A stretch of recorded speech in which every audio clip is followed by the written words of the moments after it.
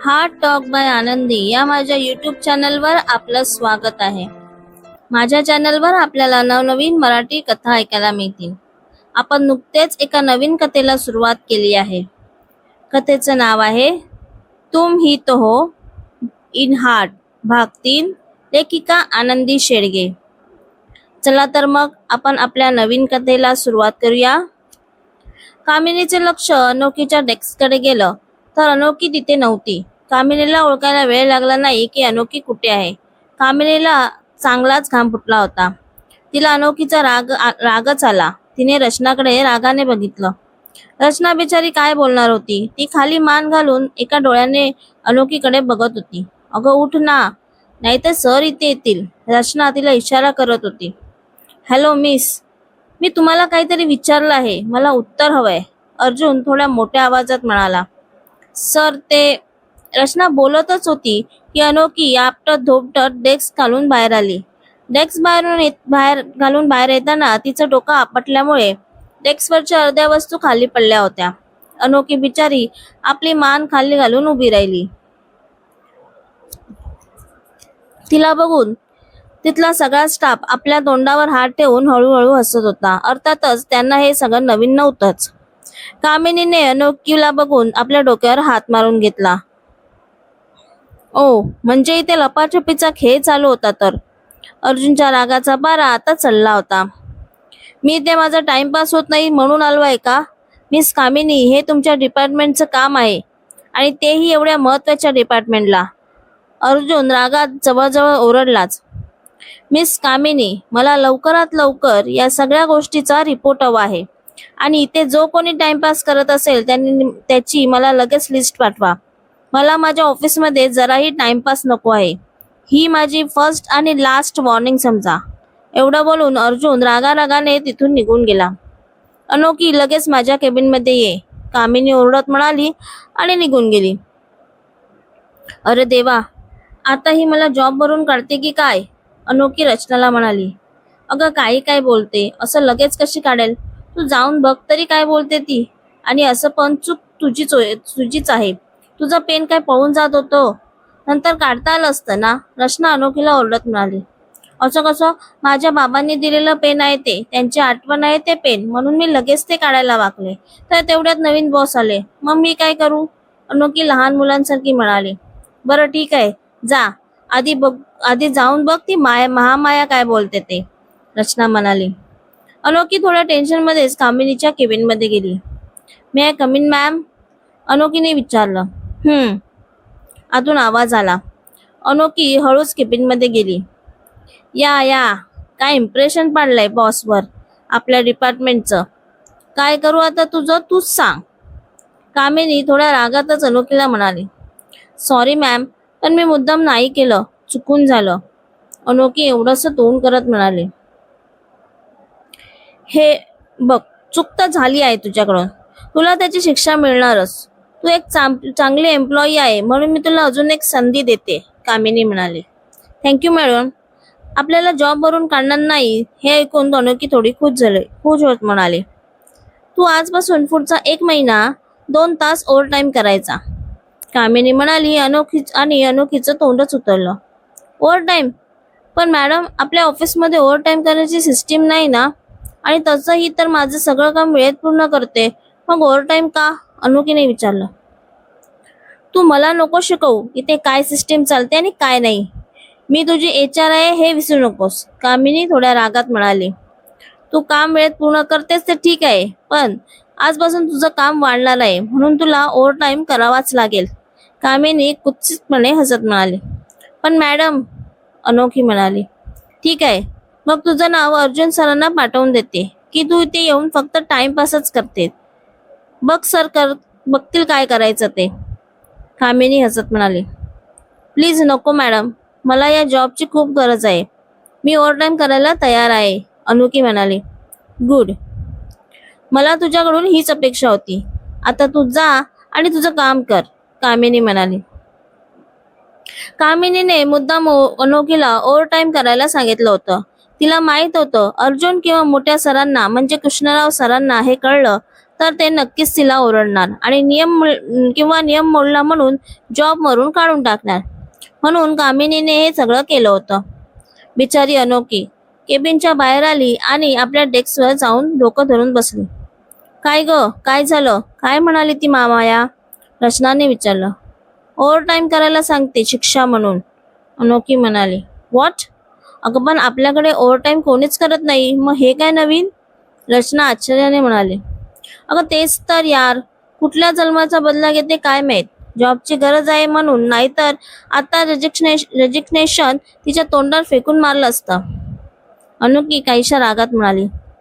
बरं तू शांत हो. किती दिवस सांगितलंय ओव्हर टाईम तुला? रचनाने विचारलं. पुढचा 1 महिना, रोज 2 तास, अनोखी म्हणाली. बरं नको टेन्शन घेऊ, कधीच निघून जाईल 1 महिना. पाहिजे तर मी बसते तुझ्या बरोबर रोज, मग तर झालं. रचना तिला धीर देत म्हणाली. अगं मला तर टेन्शन वेगळ्याच गोष्टीचं आहे. तुला तर माहित आहे ना घराचे मालक कसे आहेत. मला जराही उशीर झाला तर मला रूमच्या बाहेर काढतील आणि 2 तास ओव्हरटाईम करून वेळेवर बसही मिळणार नाही, म्हणजे उशीर होणारच. काय करू काहीच समजत नाही.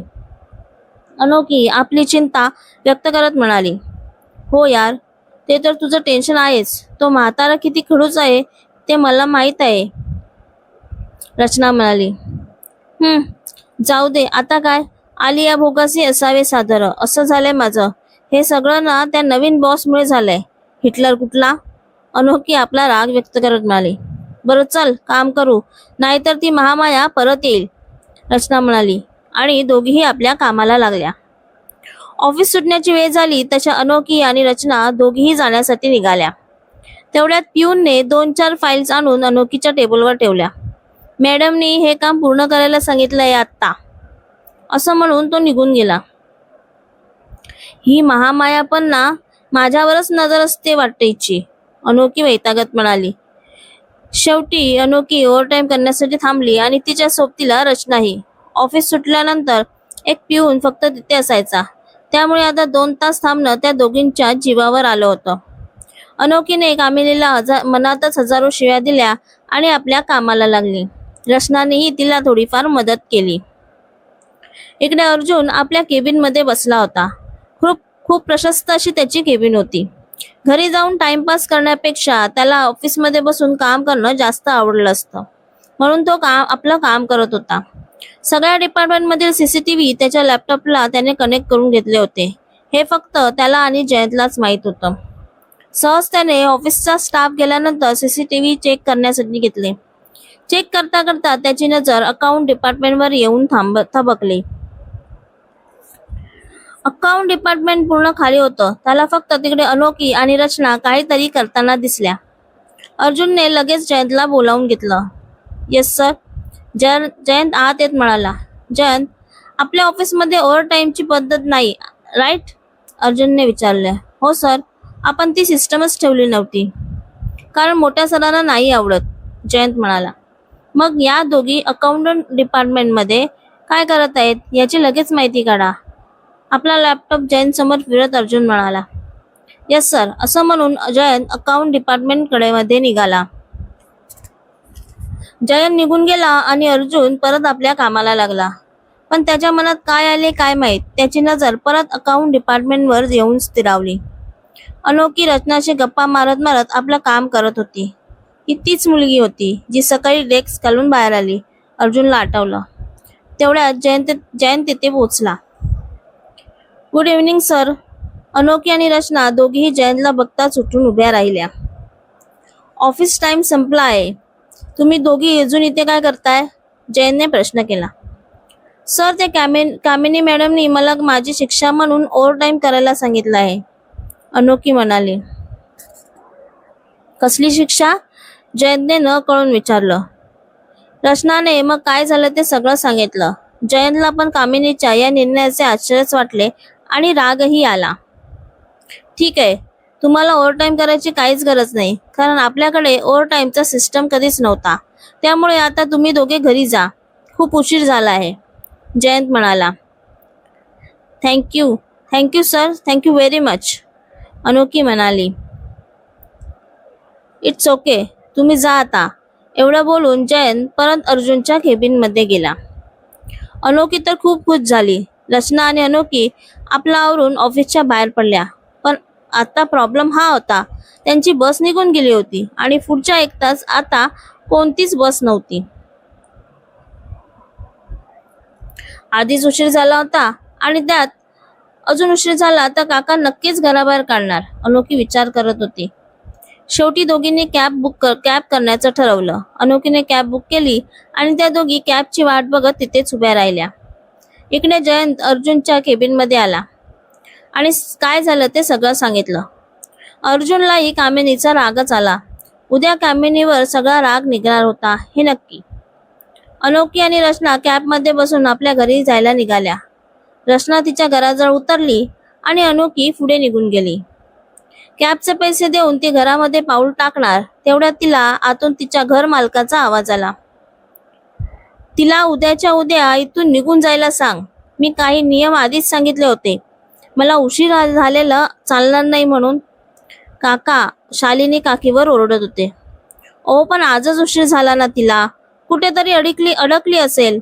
आज पहिल्यांदाच असं झालं आहे. मी समजावते तिला, शालिनी कळकळीने काकांना सांगत होती. तेवढ्यात अनोखी आतमध्ये आली. सॉरी काका, आज थोडा उशीरच झाला, पण यापुढे नाही होणार, प्रॉमिस, अनोखी म्हणाली. किती वाजले जरा घड्याळात बघ. ही वेळ आहे का घरी येण्याची? मी आधीच सांगितलं होतं पण तू ऐकलं नाही. आज 1 दिवस तुला जाऊ दिलं तर उद्या त्याची सवयच होईल. काका अनोखीवर ओरडले. बिचारी अनोखी आता फक्त रडायची बाकी होती. काका काहीच ऐकायला तयार नव्हते.